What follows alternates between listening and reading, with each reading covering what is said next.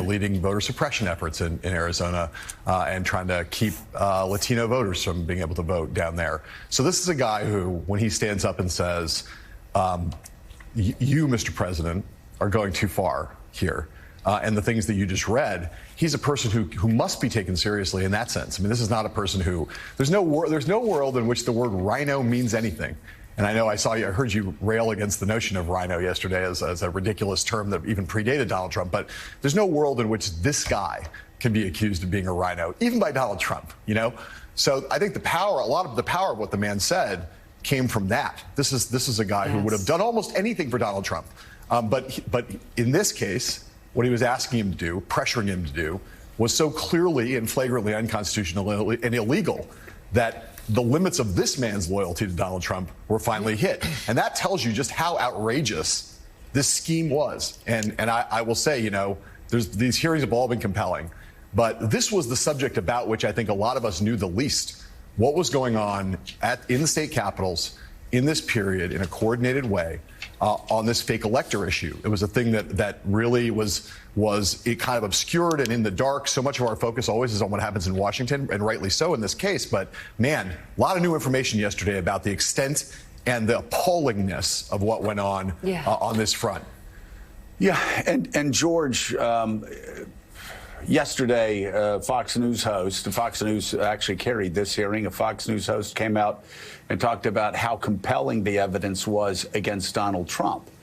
And I think in part, one of the reasons why his testimony is so strong is because so many people, as John said, that are testifying were on board the Trump train from the very beginning and were with him to the very end until he asked them to violate the Constitution. And so when you have somebody testifying against Donald Trump who says it is the tenet of my faith that the Constitution is divinely inspired, my most basic foundational belief, for me to do this is foreign to my very being. That's not a progressive from the Upper West Side. That's somebody in the heart of MAGA land who believes, as Donald Trump believes, and many Trumpists believe, but they won't cross the line into illegal actions. I think, how compelling is that, again, for Trump's own audience?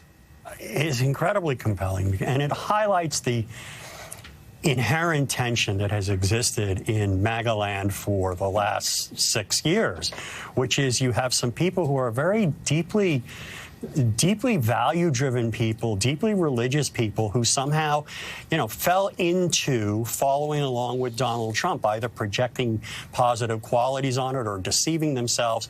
Here, this man recognized that what Donald Trump was asking him to do was outright fraud. And he was not going to accept that. He was not going to rationalize it. He was not going to be silent to it. He was not going to accede to it in any way, because fundamentally, it struck his core being. It struck his core morality. And I hope that this resonates with more Republicans who go to church every week and tell their children to be honest and to tell the truth and to do the right thing. And that's not what Donald Trump is all about. He's the opposite. Yeah.